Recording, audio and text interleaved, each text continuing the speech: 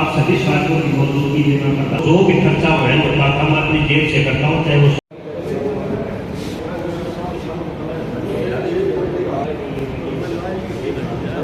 और जहाँ भी स्थानीय मुद्दे हैं उनको लेकर, जो समस्याएं हैं उनको लेकर आज भिवानी जिले की मीटिंग ली है कार्यकर्ताओं की, अपने सभी पदाधिकारियों की। और यहाँ पे पदाधिकारी हमारे सामने राकेश जी बैठे हैं, चौधरी साहब बैठे हैं, तो और भी सभी लोग यहाँ पे मौजूद हैं।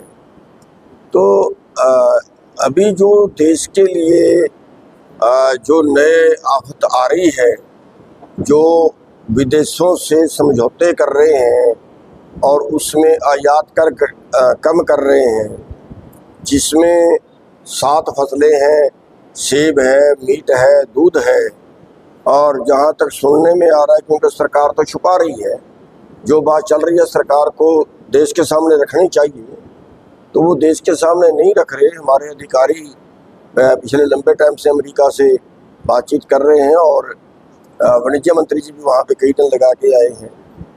तो जो सुनने में आ रहा है कि आयात कर जो है बाहर से कम करेंगे, और अगर आयात कर कम होता है तो इसका मतलब ये है कि अमेरिका या और जो दूसरे देश हैं उनसे सस्ता खाद्यान्न भारत में आएगा। और उसका इनका जो टारगेट बता रहे हैं कि केवल खाद्यान्न का 10 लाख करोड़ का है, और जो बाकी सामान है तो 5 लाख करोड़ का उसका है। इसका मतलब ये होगा कि यहाँ की खेती बिल्कुल ख़त्म होगी। और क्योंकि अमेरिका जैसे देशों के अंदर या दो दूसरे देशों के अंदर बड़े प्लॉट हैं, बड़ा किसान है, और आबादी उनकी कम है, कम आबादी में भी थोड़े लोग खेती में हैं। हमारी तो आधी आबादी खेती के पे जीवित है। तो अगर बाहर से सस्ता आयात होता है और इतनी बड़ी भारी मात्रा में होता है, तो फिर ये मान लो कि भारत का किसान और किसान से जुड़े धंधे, चाहे उसमें मंडियां हैं, चाहे उसमें कोई छोटे फैक्ट्री है, चाहे उसमें ये कह लीजिए कि छोटे दुकान वाले हैं, वो सारे जो है उनका सारा कारोबार खत्म होगा। और उसके साथ साथ, ये तो किसान की मैं बात कर रहा हूँ, उसके साथ साथ जैसे अब हाईवे बन रहे हैं और हाईवे के नज़दीक बाज़ार बनने शुरू हो गए हैं। बड़ी कंपनियां उन बाज़ारों को बना रही हैं, कहीं 10 किले का, कहीं 5 किले का, तो वो बाज़ार को खाएंगे।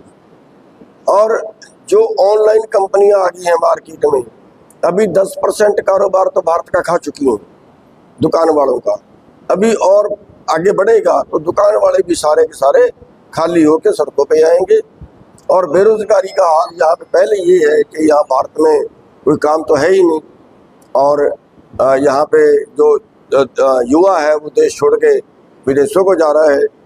और उसके ऊपर जो भारत के पास है वो भी सारा कारपोरेट के ऊपर लुटाया जा रहा है। पिछले 10 से 11 साल के अंदर 16 लाख करोड़ बड़ी कंपनियों का, बड़े पूंजीपतियों का माफ किया जा चुका है। जो गरीब है वो और गरीब हो रहा है, गरीबों की संख्या बेतहाशा बढ़ रही है और अमीरों के पास धन बेतहाशा बढ़ रहा है। अभी 9 लोगों के पास 50 करोड़ लोगों से ज़्यादा की संपत्ति है। तो ये समानता कहाँ हुई? ये तो पूंजीवाद का राज हो गया। और जब आदमी गुलाम होता है, जब उसके पास कुछ खाने को नहीं होगा, तो वो सरकार का गुलाम होगा या वो बड़े पूंजीपतियों का गुलाम होगा। तो और आप देख रहे हैं उसका नतीजा हमारे सामने आना भी शुरू हो गया है। आप हरियाणा में देखो कि उस बेरोजगारी की वजह से कितनी जो है वो गैंगस्टर बढ़ रहे हैं, कितने अपराध बढ़ रहे हैं, कितने जेलों में संख्या बढ़ रही है उसकी वजह से। तो अगर उनको काम मिले बाहर उनके करने के लिए, कोई काम, उनकी ज़िंदगी ठीक गुजरे, तो कौन जेल में जेल काटना चाहेगा, कौन खतरा मोल लेना चाहेगा? अब आप देख रहे हैं रोज़ कत्ल हो रहे हैं, रोज़ गैंगस्टर बढ़ रहे हैं।